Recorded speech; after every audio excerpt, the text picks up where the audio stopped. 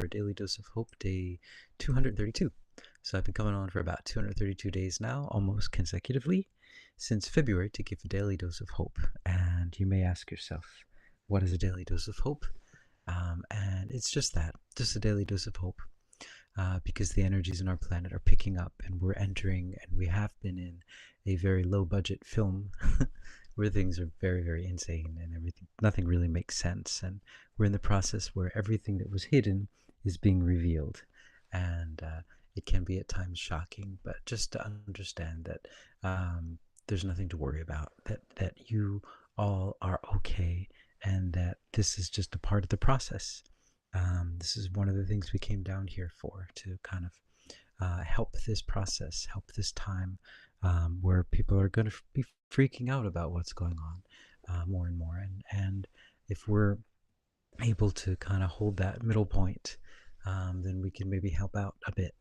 And also it'll help us too to stay in the peaceful place. So Daily Dose of Hope has 3 parts: a bit of a talk, a bit of a channeling, and a pocket of peace, which is a guided meditation. Sorry, but sleepy today. We're entering kind of almost wintry kind of weather here, and it's kind of sudden. We went from extreme tropical weather with, like, just drenched in sweat, and then all of a sudden it's cold. It's like, what happened? Body's just like, I don't understand. So Michael, hey Michael, how you doing? So yeah, so I don't really have anything special to talk about today. Nothing really. Yeah, just yeah. So I guess I will go into a pocket of peace. Oh, I guess one thing I can talk about is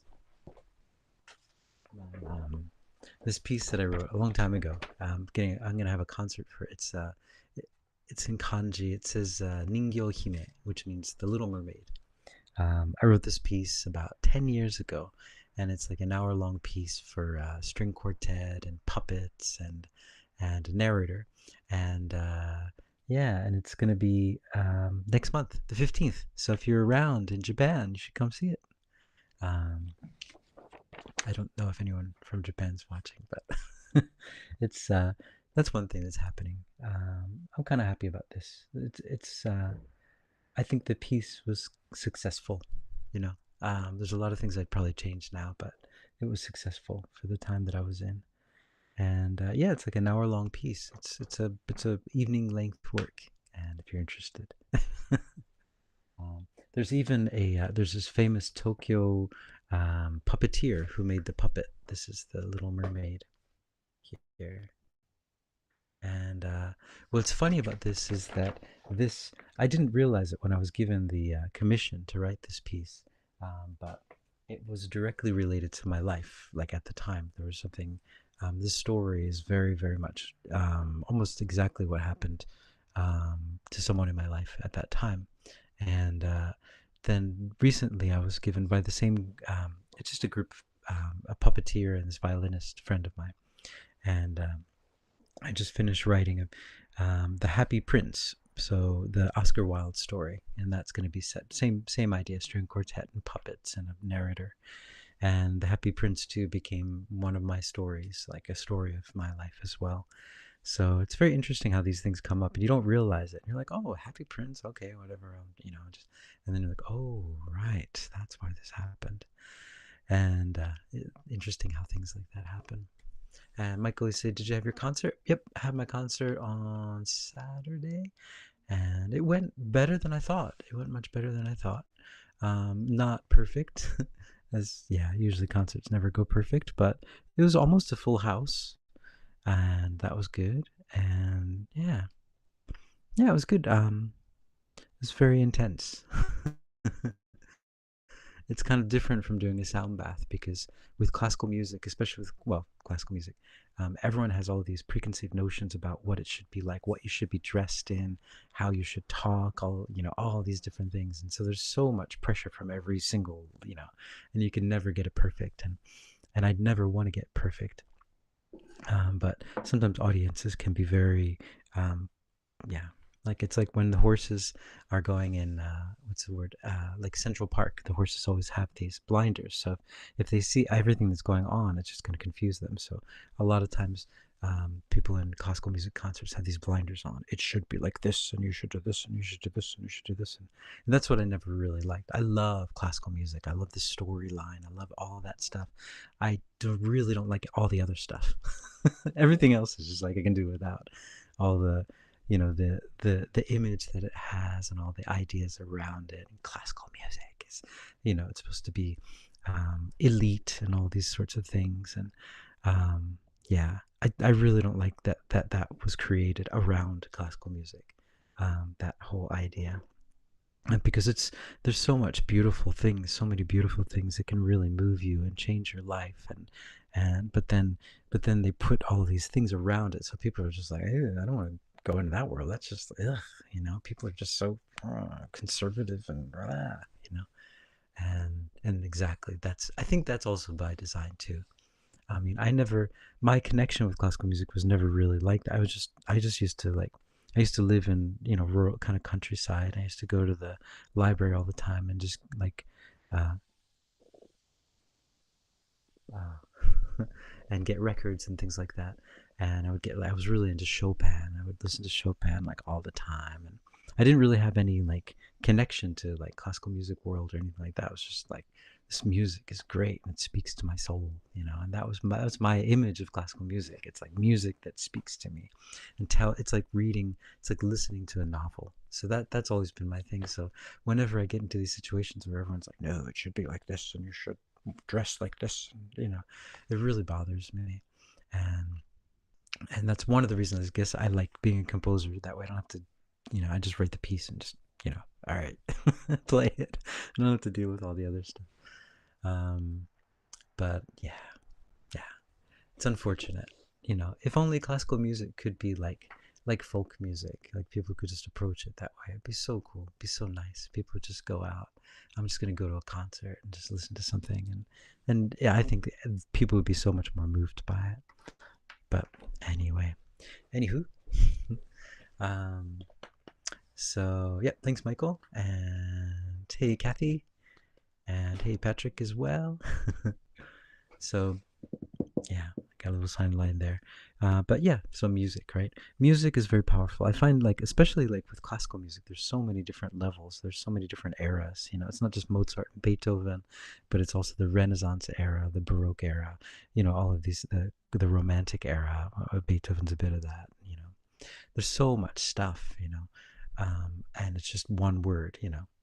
Like, for example, you think about, like, okay, so metal music, right? There's so many different types of metal music, right? And but with classical music, everyone's like, oh, it's classical music. Just classical. But there's so much music there that can really move you and take you to new places. It's so spiritual. And I think by design, the society makes this kind of, like, makes it seem like it's unattainable, and it's kind of confusing and strange, because they don't want everyone connecting to that, right? So Kathy said, how can we make classical music like folk music? I think it's just the image that people have of it, that it should be like this. You should wear this costume, or whatever people wear on the stage, and then you have to do encores and the bravos and the clapping and all this, just like, people should sleep. It's like a sound bath. If they just did it like a sound bath, that's why I like the sound baths, because no one has any preconceived notions. They're like, what is this thing? I don't know. And I'm like, it's fine. Just you can sleep.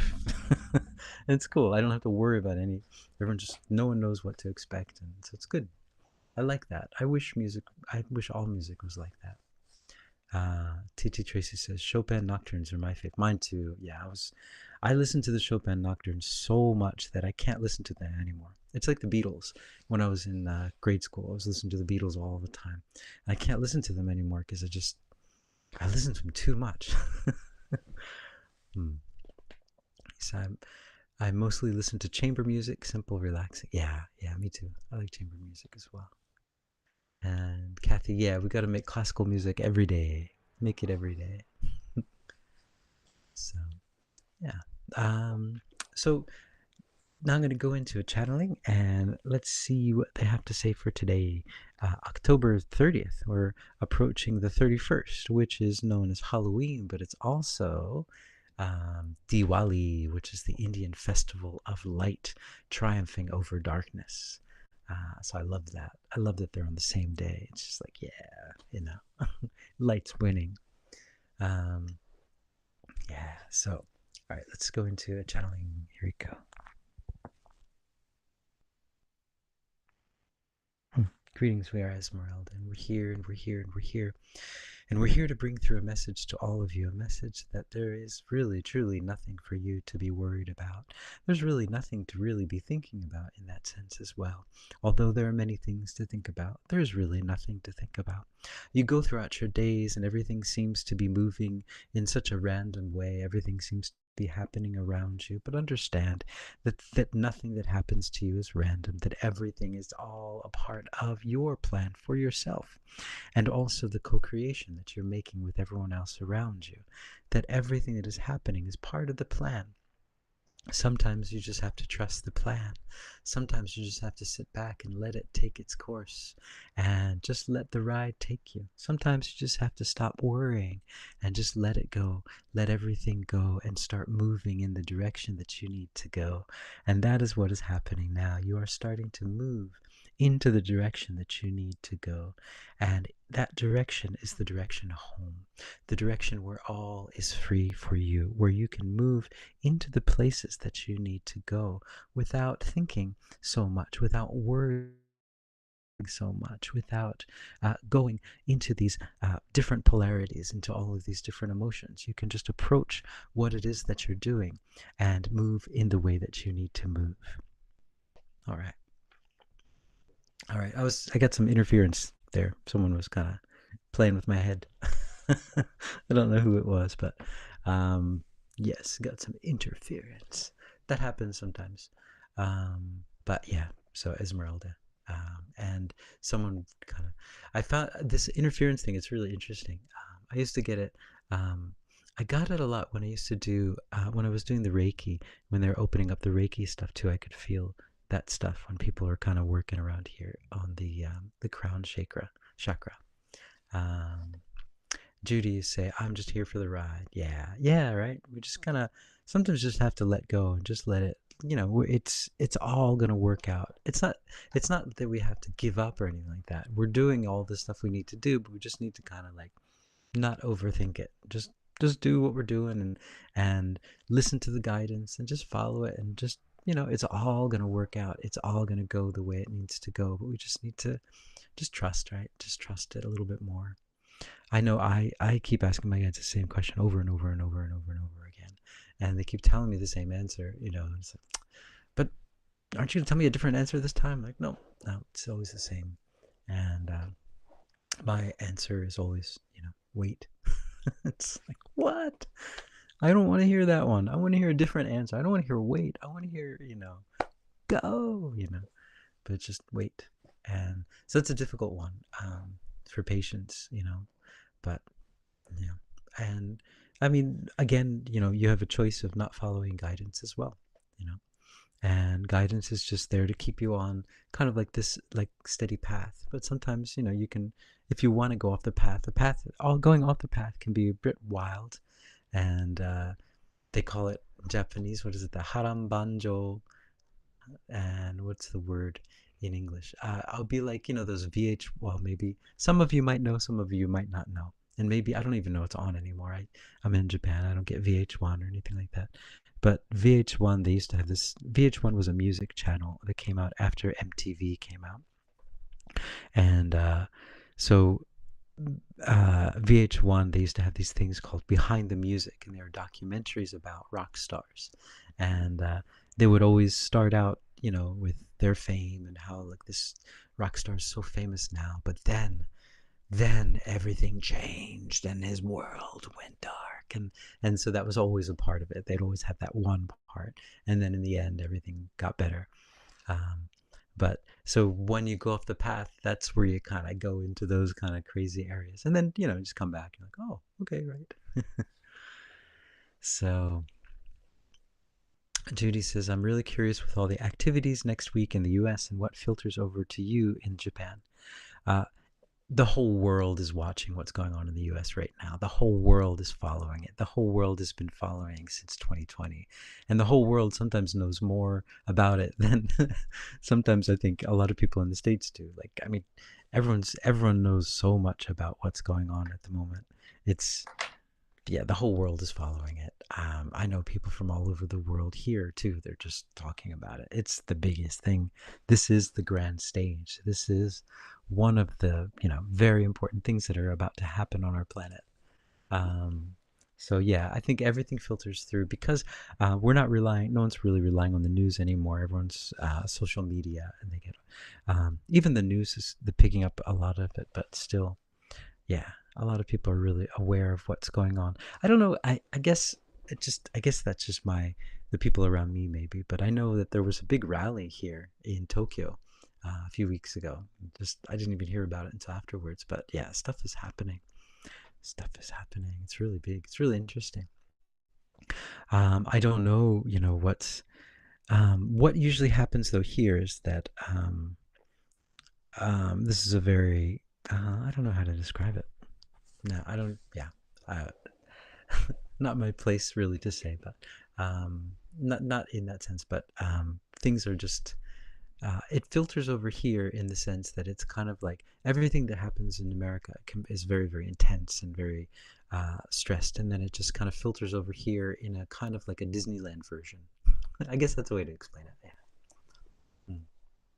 And TT Tracy says, I keep asking if there's something else I'm supposed to be doing. Yeah, me too. Same. I keep asking and wondering, what am I doing? What, is this right? Is this what I'm supposed to be doing? I don't know. I don't know. I don't know. And they're just like, just chill, relax. You're fine. You know. And this is a process that we're all going through. We're all kind of going through a process at the moment. This limbo phase. You know. So yeah. Ah. Many Chinese Americans are big Mr. T supporters. Yeah, I could imagine so, right? Anyone, usually people who have experienced the big C or not back China, but communism. Anyone who's experienced communism usually are like, we want to have nothing to do with that. It's only people who've never experienced that really that support it usually. Um, right. So let's see. Um, I'm gonna go into a pocket of peace, and this is a pocket of peace. This is just for all of us, just to relax, to kind of let go a bit. This is just the let go pocket of peace, so we can just. Um, Michael, yes, I think you should get a tattoo. Well, I haven't showed you guys my. I don't know what tattoo. Thanks, Michael. That's good. uh, all right, so I'm gonna go to a bucket of peace, and this one is for all of us to just let go. What's the word? Let go and let God. It's all gonna work out. We just need to kind of sit back and enjoy the ride a bit more. Enjoy all the ups and downs, and understand. Look around us and be grateful for everything that we have. We've got the sun, we've got the moon, we've got the trees, we've got the grass, we've got the oceans, the rivers. We have enough food. We have.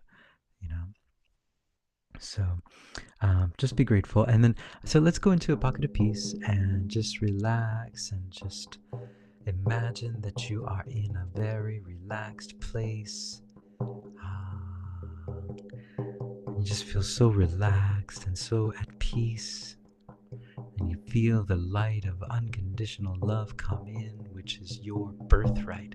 This love comes into your room, into your space, and surrounds you, and it just reminds you that you are unconditional love, and it lights up your heart, and your heart gets brighter and brighter and shines out into the space that you're in, and it spreads out into the room, and then into the town, into the county, into the city.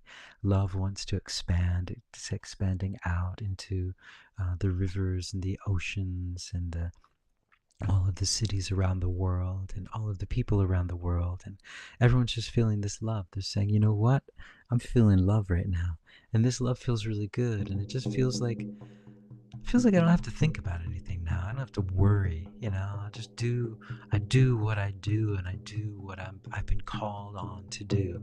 But I'm not worrying about it. When I'm finished doing, I just continue being.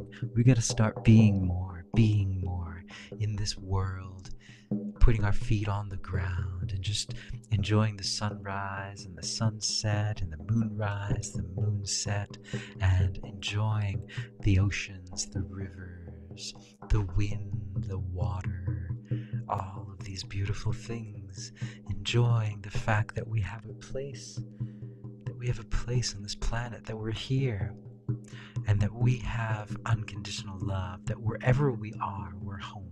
Wherever we are, we're home. That we don't have to look outside of ourselves for what we're looking for. We already have it. We're already at the end. That our time down here is not about discovering and finding. It's just about experiencing things. We already know where we are, but we just want to experience it, to learn it in a deeper way.